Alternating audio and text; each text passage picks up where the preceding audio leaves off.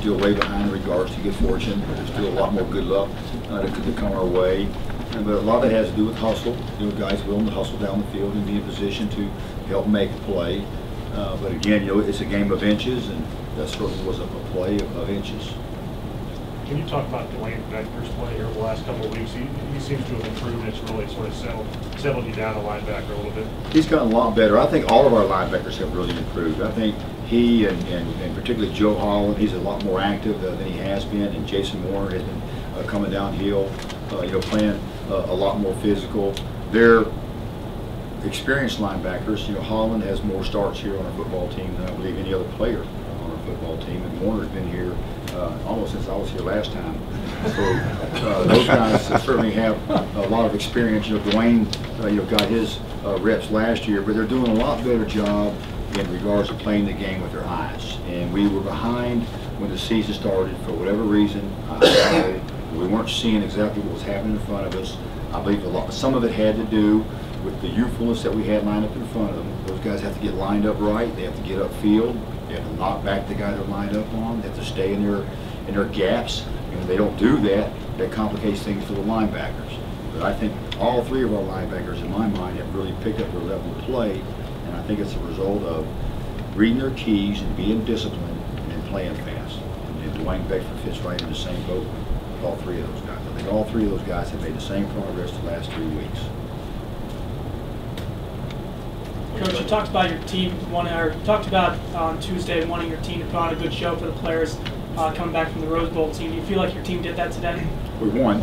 That's what they came here to see. And we'll take any kind of win we could get. It was really important, though. When you put those jerseys on today, it was deja vu. It really was. It was a real flashback, and we had some great feelings there. Watching this team warm up in those jerseys. But I made sure all week long that they understood it was homecoming, and homecoming was about pride. And I wanted every Boilermaker that came back to West Lafayette to be part of it. You wanted them to leave with their head held high.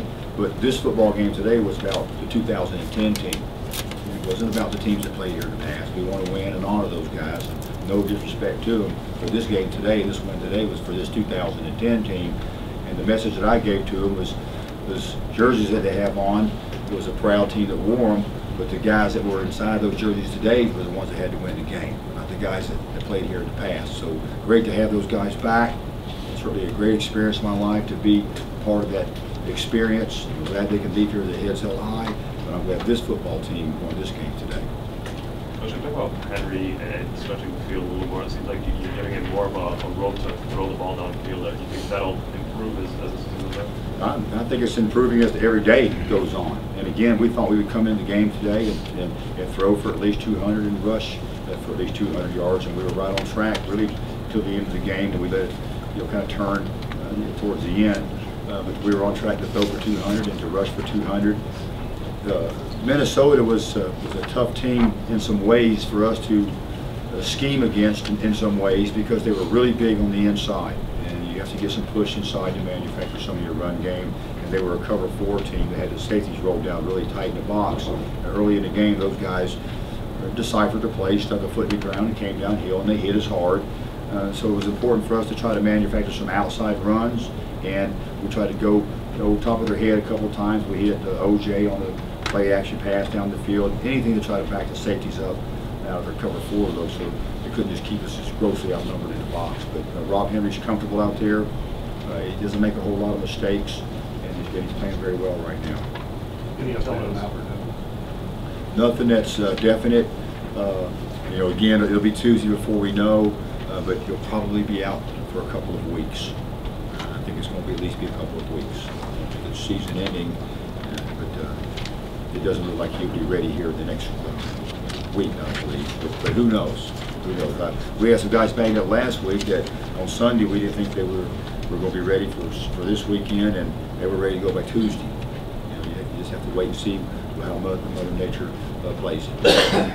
Danny, how pleased are you with your team to be 4-2, obviously 2-0 in the Big Ten, halfway through the entire regular season?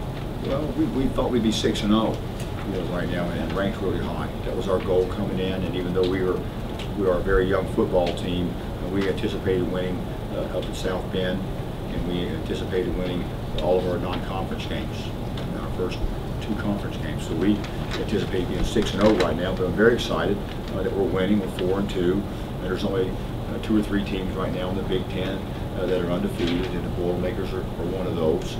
We still have a lot of work ahead of us, and so the games get bigger every weekend, but as of today, we're 2-0 and undefeated in the Big Ten. So that's exciting. This time last year, we were 1-5, so it's a 400% increase in wins. Yeah, I think that's the correct math. You guys can correct me if I'm wrong. Usually you do, so I'm sure we all add it up. But huge for our football team. Winning's a lot of fun, and we work the same as far as commitment-wise, whether we win them all or win some or lose a bunch. We give the same effort out there every time. So I'm proud that we've stuck together, we've worked hard, and they're reaping the benefits of their efforts. That's important for our football team. But if we weren't 4-2 right now, if the record wasn't as good as what it is, we would still be practicing hard, practicing good on Saturday, and we'd still be taking the field on Saturdays, expecting to win. This is what we're about. Coach, as you were playing this game, news was spreading through the stadium that basketball star Robbie Hummel has suffered a season-ending knee injury in practice this morning.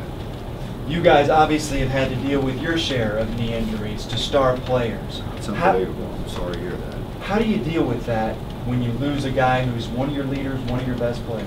Well, they've done it before. They've dealt with it before. They'll come on and they'll play like champions. They've been exemplary to all of Purdue. Our basketball team has been to all of Purdue athletics. They're inspirational to our football team and all of our sports teams here at Purdue. They'll find a way to make it happen. Those guys are winners and they have a lot of heart. Our guys are winners and we have a lot of heart. A man goes down, you just tighten up and lock arms, and everybody just does more. I'm really sorry to hear that. Secondary, at least early in the game, had a lot of 6 and 7 EBs in there. How do you think they held out in those situations? I think we've done really well in the back half. Playing different types of personnel groupings, I think, has helped us, where you don't necessarily always have the same 4 guys out there all the time, so it keeps a lot of guys involved. We have a regular package, and we have a nickel package, and we have a dime package, and we have a penny package. It gives us different ways to give different secondary guys in the game, so they all have a part and they're all involved and they're all scrappy guys. Most of them are inexperienced, so the majority of them can only handle so much. But I've been really pleased with their play and their performance. They have not been a liability. I mentioned earlier in the season that you're not going to line up and stop the pass, defend the pass.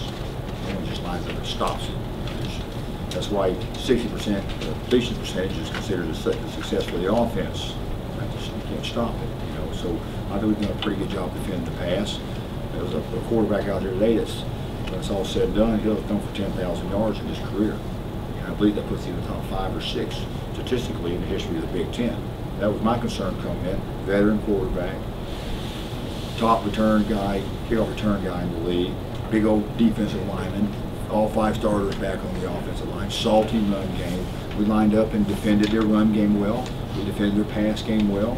We manufactured a run game on offense. We manufactured a pass game on defense. We covered kicks good. Our punter knocked the ball far a couple times. It wasn't perfect, but a lot of good play out there today. Say about your guys up front. Everybody knows you're going to run the ball. That's what you've done these last 4 or 5 games, but still generate another 200-yard game when they know you're going to do it. Well, again, it's how we go about doing it.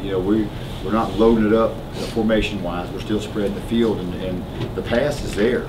We're going to pass the football. We're not going to continue we refuse to be a one-dimensional football team. We went into the game today, again, the idea that we're going to run a little bit more, but make more hay in the passing game and be balanced. I think a lot of people were surprised last year when they came in and looked at our stats offensively, how many times we were in the eye, how many times we were under center, how many times we were in the shotgun, how many times we threw it, how many times we ran it.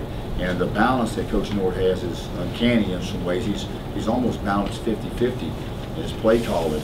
And still, with all the injuries that we've had, we're still pretty balanced statistic-wise, and from a potential standpoint, we're still very balanced. So, they They were different than the team we played last week. The team last week, we spread them out. They were a 4-1 football team most of the time in the box. These guys were a 4-2 football team in the box. They had an extra guy in the box, and they had the safeties rolled down tighter and recover 4 looks. So hats off to the offense and the guys up front to be able to manufacture holes big enough for us to still rush for over 200 yards. We're becoming a more physical football team.